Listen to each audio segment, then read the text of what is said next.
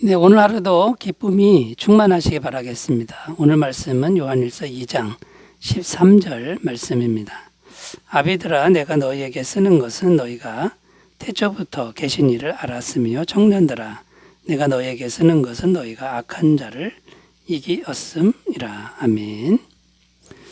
어제 말씀은 성도의 정체성 중에서 첫 번째 것으로 하나님의 자녀됨의 정체성에 대해서 말씀을 나누었습니다. 그 내용을 요약하면요, 하나님의 자녀는 하나님의 사랑을 받는 사람이다, 이런 내용이었습니다. 그 증거가 뭐냐면 예수님의 십자가를 통해서 엄청난 사랑을 받았다라는 것입니다.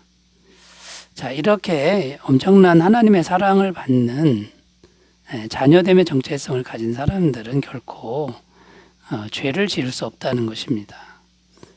죄를 멀리하게 되고 죄와 싸우게 된다라는 그것을 말씀드렸고요. 영지주의 이단에 빠질 수가 없다는 겁니다.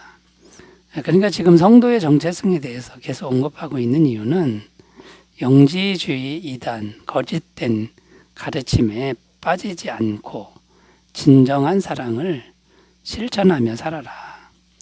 사도 요한의 간절한 바람이 여기에 담겨 있다라는 것입니다.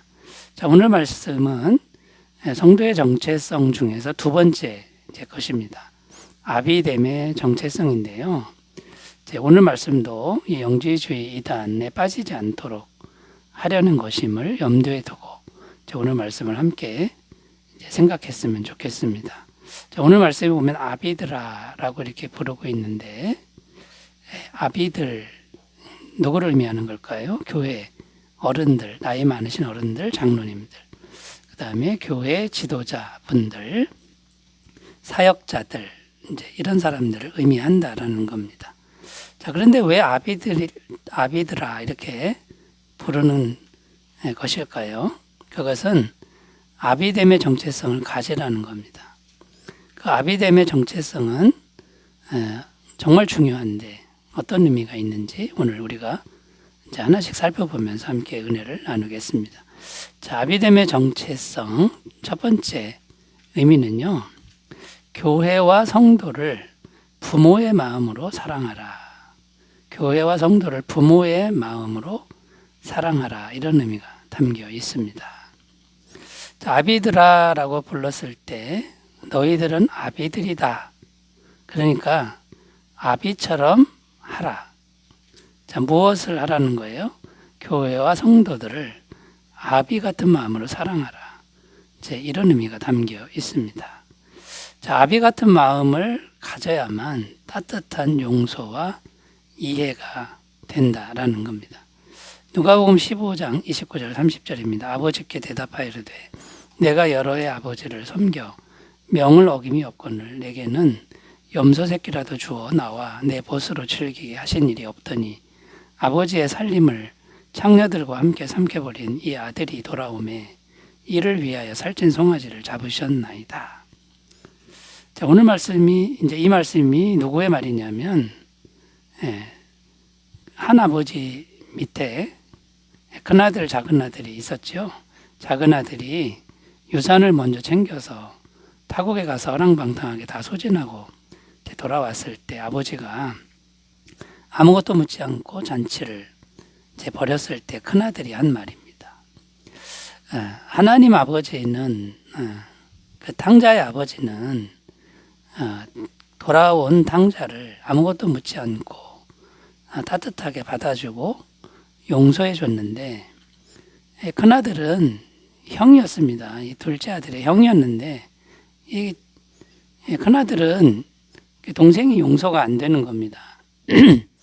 자, 그러니까 아비 같은 마음은 용서가 되는데 형제 같은 마음은 용서가 안 되더라라는 겁니다. 자, 그러니까 여러분, 이 아비됨의 정체성이라는 건 뭐냐면 아버지 같은 마음으로 성도들을 대하라는 겁니다. 그러면 용서 못할 게 없다, 이런 의미가 담겨 있다라는 것이죠. 자, 이런 아비 같은 마음을 가질 때 교회가 정말 따뜻한 가정 같은 교회가 될 수 있다라는 겁니다. 고린도전서 4장 14절, 15절 내가 너희를 부끄럽게 하려고 이것을 쓰는 것이 아니라 오직 너희를 내 사랑하는 자녀같이 권하려 하는 것이라. 그리스도 안에서 1만 스승이 있으되 아버지는 많지 아니하니 그리스도 예수 안에서 내가 복음으로써 너희를 낳았음이라. 자, 지금 사도 바울이 고린도 교회 성도들을 조금 책망하는 그런 내용인데요. 내가 책망하는 것은 선생님으로 책망하는 게 아니라 아버지 같은 마음으로 너희에게 권면하는 것이다. 여러분, 선생님은 아무리 잘해도 남남입니다. 야단만 칩니다. 그러나 아비 같은 마음으로 책망하는 건요, 하나도 상처가 되지도 않고 오히려 그것이 정말 내 친아버지구나라고 하는 이런 따뜻한 사랑을 전해준다라는 것이죠. 그러니까 아비드라라고 했을 때 이 아비됨의 정체성은 뭐냐면 진짜 아버지 같은 그런 마음으로 교회와 성도를 섬기라, 사랑하라, 이런 의미가 담겨 있다라는 겁니다. 자, 이런 아비 같은 마음을 가질 때 또 어떤 일이 있냐면 자원하는 마음, 기꺼운 마음으로 자신을 희생할 수 있다라는 것이죠. 갈라디아서 4장 19절 나의 자녀들아 너희 속에 그리스도의 형상을 이룰까지 다시 너희를 위하여 해산하는 수고를 하노니. 자, 너희가 정말 생명을 얻는다 그러면 나는 해산의 고통을 기꺼이 감수하겠다라고 하는 사도 바울의 고백입니다. 아비 같은 마음을 가져야 기꺼운 마음으로 자신을 내어줄 수 있다라는 것이죠. 자, 결론적으로 무슨 말입니까? 영지주의자들은 이런 아비의 마음, 아버지의 마음이 없다는 겁니다. 왜냐하면 영지만 얻으면 되기 때문입니다. 아비 같은 마음은 대상이 반드시 있고 그 대상을 아버지 같은 마음으로 사랑하라는 거죠. 사랑이 이게 바로 진리입니다. 그러나 영지는 사랑의 그런 마음이 너무나 약하다라는 것이죠. 자, 그러니까 여기 이제 우리가 꼭 기억해야 될 것은 뭐냐면 교회 어른들 또 지도자라고 하는 분들은 특히나 이 아비됨의 정체성을 잊지 않고 교회를 잘 섬기셨으면 좋겠습니다. 자, 두 번째로 가보겠습니다. 이 아비됨의 정체성이 왜 중요하냐면요. 아비됨의 정체성을 가질 때 하나님 아버지의 사랑을 결코 잊지 않게 된다라는 겁니다. 자, 오늘 말씀 다시 읽어보면요. 아비들아 내가 너희에게 쓰는 것은 너희가 태초부터 계신 일을 알았음이요. 여기 끝부분에 보면 태초부터 계신 일을 알았음이요 이렇게 기록하는데 태초부터 계신 이가 바로 하나님이시죠. 자, 그런데 이 태초부터 계신 이는 최초의 아버지라는 겁니다. 영원한 아버지. 우리의 진정한 아버지가 하나님이시다라는 거죠. 이 세상 모든 인류가 태초부터 계신 이 에로에게서 탄생한 것이죠. 그러니까 진정한 아버지는 하나님 아버지라는 겁니다. 자, 그런 게 무슨 말입니까? 너희가 교회의 어른이고 교회의 지도자냐, 높은 자리에 있느냐, 너희가 아비라는 소리를 듣고 있느냐. 그런데 너희가 잊지 말아야 된다. 너희에게 태초부터 계신 아버지가 계신 것, 그분의 사랑을 받는 존재라는 거 잊지 말라라는 것이죠. 자, 이제 이런 말을 하는 의미가 이제 더 깊은 의미가 있는데 첫 번째 의미는 뭐냐면요. 교회의 아비들이라고 해도 너희가 어른이라고 해도 너희도 하나님 아버지의 사랑이 필요하다. 그 사랑을 매일 받아야 된다. 이런 의미가 있습니다. 그러니까 인간적인 것으로만 사랑하려고 하면 금방 지치고 사랑할 수 없다라는 겁니다. 요한복음 15장 6절입니다. 사람이 내 안에 거하지 아니하면 가지처럼 밖에 버려져 마르나니 사람들이 그것을 모아다가 불에 던져 사르느니라.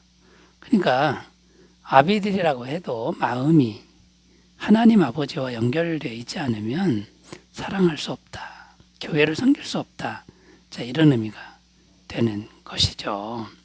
요한복음 15장 5절입니다. 나는 포도나무에 너희는 가지라. 그가 내 안에 내가 그 안에 거하면 사람들이 열매를 많이 맺나니 나를 떠나서는 너희가 아무것도 할 수 없습니다. 자, 아비됨의 정체성, 이게 뭐냐면요, 하늘에 계신 아버지의 사랑을 아무리 나이가 많아도 그걸 받을 줄 알아야 된다, 이런 의미가 담겨 있고요. 자, 여기서 이제 열매라고 나오는데, 이 열매는 이제 성령의 열매인데, 이 성령의 열매는 하나님의 성품인데요, 이 성령의 열매의 바탕은 사랑이라는 겁니다. 자, 그러니까 여러분, 아비드라 했을 때 진정한 아버지의 사랑, 영원한 아버지의 사랑을 아무리 나이 많이 들어도 지도자의 위치에 가도 잊지 말아라 하는 것을 우리가 꼭 기억하셨으면 좋겠습니다. 자, 세 번째로 가보겠습니다. 이 아비됨의 정체성에 담겨있는 의미 세 번째는요, 지도자라고 해도 교만하지 말아라, 교만을 조심하라, 이런 의미가 담겨 있습니다. 자, 13절에 보면 태초부터 계신 이를 알았으며, 앞에서는 진정한 아버지, 가장 처음 아버지의 사랑을 받아야 된다, 이런 의미로 말씀을 드렸다 그러면요, 여기서는 교만하지 말라, 이런 의미가 담겨 있습니다. 자, 교회 어른이고 교회 지도자이다 보니 교만해지기가 쉽다라는 겁니다. 그런데 태초부터 계신 이를 알았다, 이 말은 뭡니까? 영원한 하나님 아버지, 그 아버지를 너희가 알고 있지 않느냐. 자, 그 하나님 아버지가 얼마나 높은 분인지 넌 알고 있지 않느냐. 그러니까 조심하라, 이런 의미가 담겨 있습니다. 자, 지도자가 교만해지면 어떤 일이 생깁니까? 자신도 패망하고 공동체에도 해를 끼친다라는 거죠. 잠언 16장 18절. 교만은 패망의 선봉이요 거만한 마음은 넘어짐의 앞잡이니라. 구약 성경에 사울 왕을 보면 왕이 될 때 정말 작은 집안의 작은 자라고 생각을 했습니다. 겸손해서 왕으로 세워놨더니 갈수록 교만해지는 그런 모습을 보여줍니다. 결국은 교만해서 패망하게 되는 그런 결과가 온 것이죠. 사무엘상 15장 23절. 이는 거역하는 것은 점치는 죄와 같고 완고한 것은 사신 우상에게 절하는 죄와 같음이라. 왕이 여호와의 말씀을 버렸으므로 여호와께서도 왕을 버려 왕이 되지 못하게 하셨나이다. 이렇게 교만하면 하나님과 단절이 되고 하나님께로부터 버림받게 된다라고 성경은 증언하고 있습니다. 자, 그러면 아비드라라고 했을 때 너희가 높은 자라고 교만하지 말고 하늘에 계신 아버지를 생각하면서 겸손하라, 이런 의미라는 건데요. 그럼 아비들은 어떻게 해야 됩니까? 아비들이 되어도 어린아이처럼 겸손하고 어린아이처럼 주님만 의지하는 마음을 잃지 않아야 된다라고 말씀하는 겁니다. 마태복음 18장 3절입니다. 이르시되 진실로 너희에게 이르노니 너희가 돌이켜 어린아이들과 같이 되지 아니하면 결단코 천국에 들어가지 못하리라. 자, 사랑하는 여러분, 이 아비됨의 정체성, 따뜻한 사랑으로 대하라. 그리고 하나님 아버지의 사랑 잃지 말라. 교만하지 말라. 이것을 우리가 잘 기억하셨으면 좋겠습니다. 기도합니다. 하나님 아버지, 아비 같은 마음을 주시고 겸손한 마음을 주옵소서. 예수님의 이름으로 기도드립니다. 아멘. 평안한 하루 되시기 바라겠습니다. 감사합니다.